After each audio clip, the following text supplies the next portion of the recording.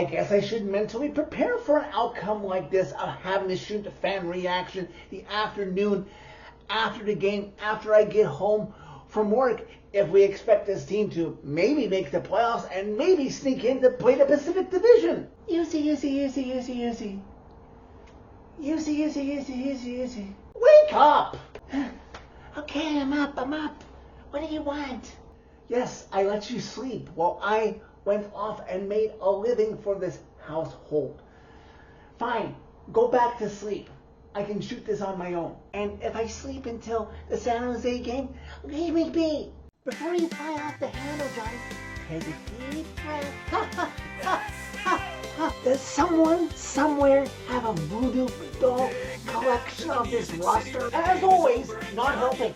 I guess the season's over. So, sit in silence? That was the plan. Why does it say placed on waivers? Nothing said. I have to talk about dumb moves and a Pets front office. What the hell did I just watch? Do I really need to be here for this at this point? I'm not having flashbacks to Game 4 against the Canucks last spring. At this point, Johnny, you can just splice together old intros.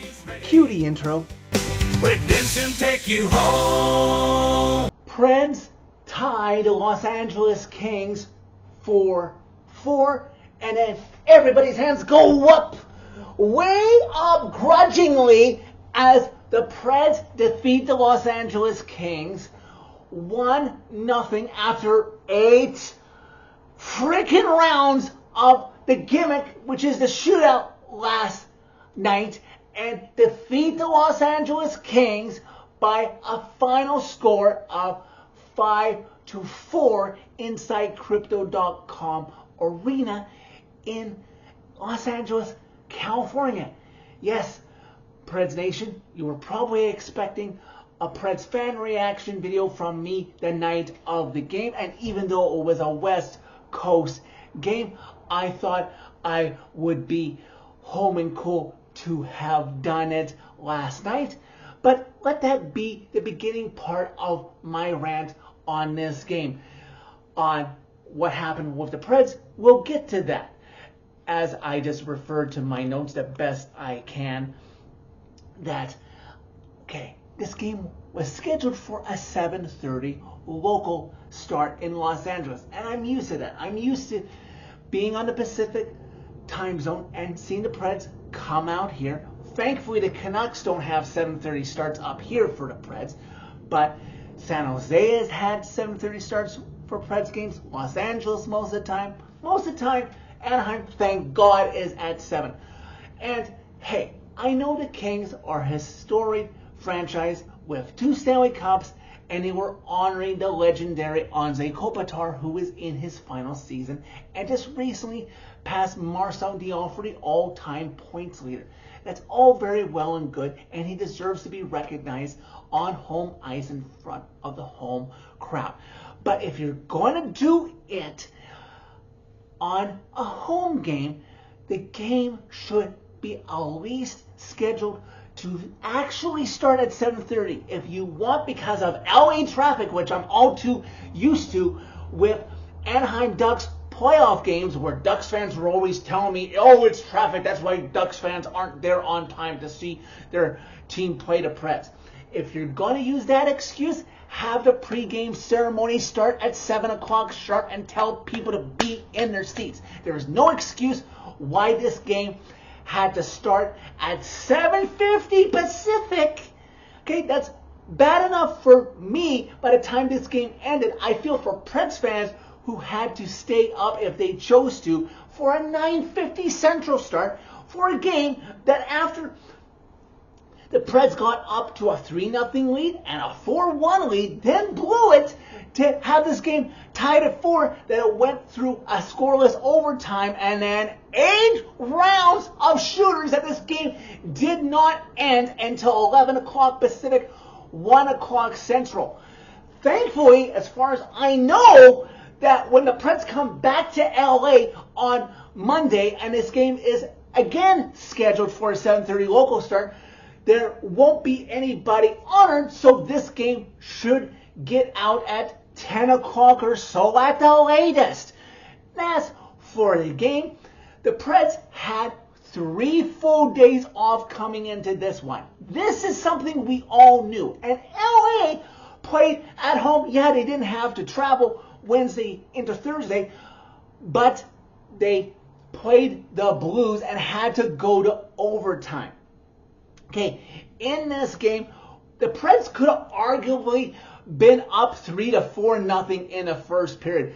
Zachary Heroux, like 10, 15 seconds in, has a high stick goal, borderline, waved off. That's fine. Thankfully, Forsberg would score less than 40 seconds or so later, I think, to make it 1-0. Minutes later, Zachary Heroux scored anyways to make it 2-0. And then by the end of the first period, when the Preds were killing off a penalty, they got a good clear, good breakout, and Darcy Kemper for the Kings comes out to challenge. He's unable to stop the puck at one way as the puck comes over to Ryan O'Reilly. Ryan has to bury this thing, but he gets a shot off that Darcy Kemper, for some reason, throws his stick in his direction. That's a penalty shot, right call by the ref. I was so hoping, and in retrospect, it would have come in handy if Ryan O'Reilly had been able to score, somebody who's usually more reliable in this year, not today. But the Preds were looking good, up 2-0. Then early in the third period, Jonathan Marchessault makes it 3-0. And that moment when Marchessault scored, it's like, yeah, the guy realizes that he wasn't traded at the trade deadline, and his team is within a sniff, a whisker of the playoffs. It's like, maybe I should start trying. Yeah, maybe you should start trying, Marchie. And though the Kings nipped into the lead, making it 3-1 on a goal by Adrian Kemper, yes, game 75, and the Preds don't have a shutout on their stat sheet for this season. I've just admitted that with 7 games left to go now, the Preds are going to have the first season in their franchise history where all 82 games are going to surrender at least 1 goal.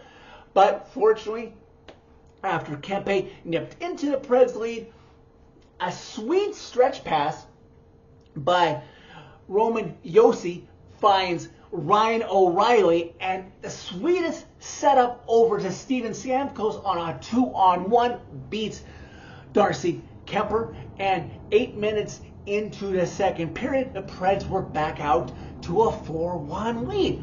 We should be home and cool, right? Obviously, you don't want to go into the defensive shell or anything, but this should be a secure 2 points and an RW. But no, what do we see with the Preds this year? They don't do things the easy way. They want to make it hard on us. And anybody who takes blood pressure medication who's a Preds fan, I feel for you with this game. Because 5 minutes later, Kempe gets his second goal of the game in the period. Goal that I can't really fault Saros on because of the rebound with Barron, or was that the Scott Long goal that would come 2 minutes after that? This all runs together for me. Saros probably should have had one of the 3 first goals. One was a rebound off of Barron that just came to the slot. I'm pretty sure it was Kempe that beat Saros. And the Preds were only up 4-3 after 2 periods. And I know a lot of Preds fans were all stressed out. It's like, yep, we're staying up for this game, and then they're going to drag this out and let them tie it. And I was trying to be hopeful. I was trying to hope that this would be different because of the 3 days off and because the Kings' legs would be tired from the Blues game. But sure enough, in the third period, halfway through, on a good rush by the Kings, Joe Armia is there after a shot by Jared Wright, gets through Saros's 5-hole. Juuse, you have to get that. You can't let it squirt through.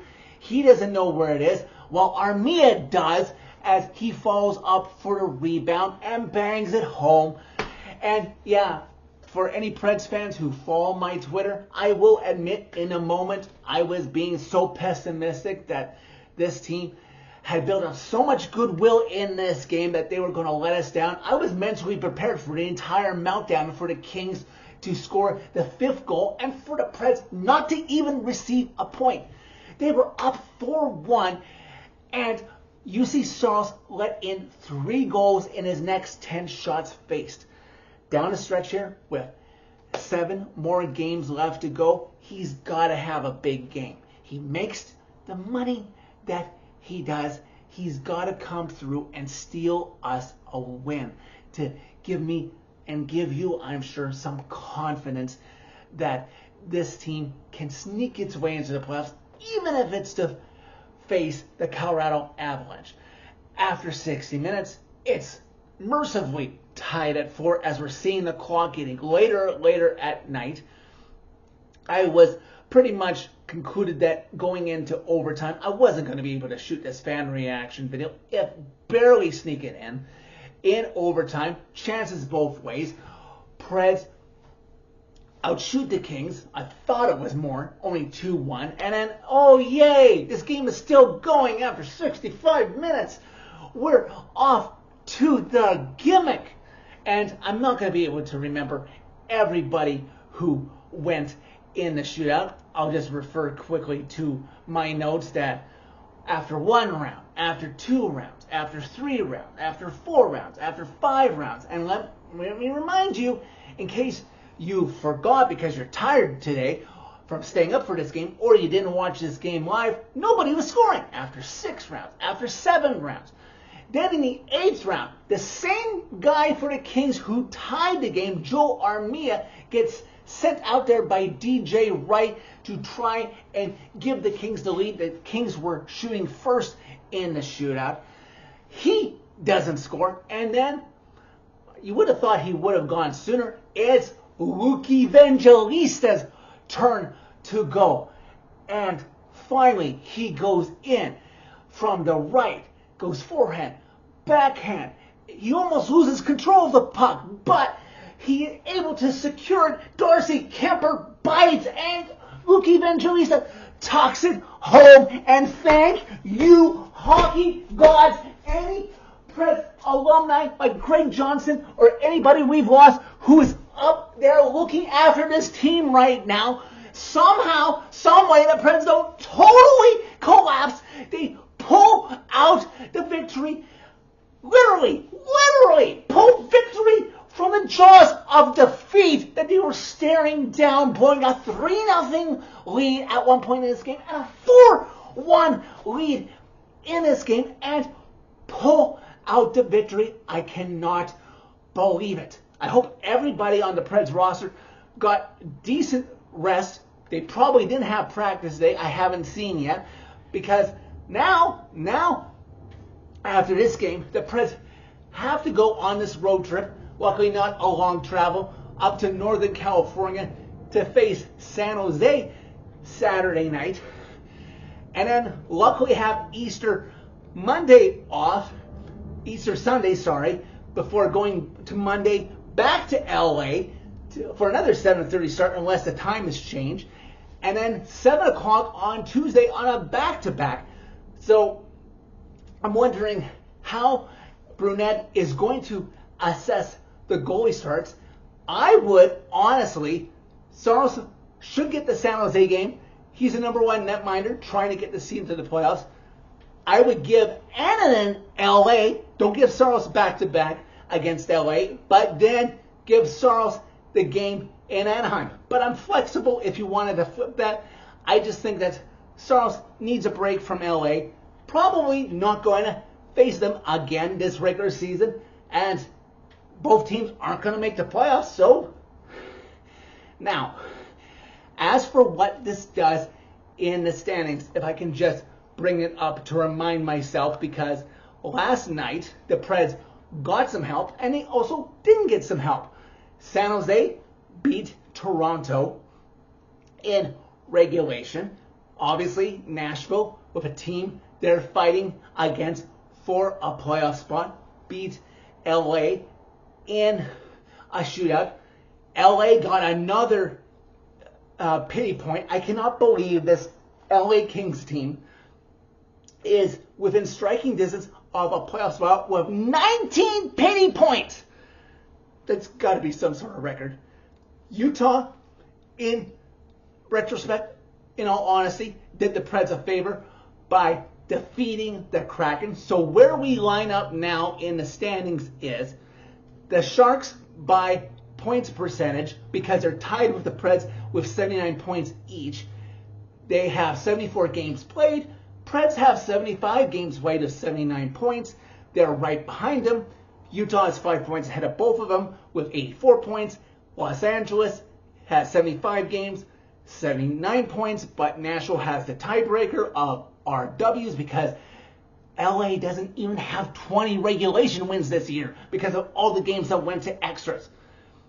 And Winnipeg, Dallas Stars, I felt watching that Dallas Stars Winnipeg Jets game that I can now go back to hating the Dallas Stars.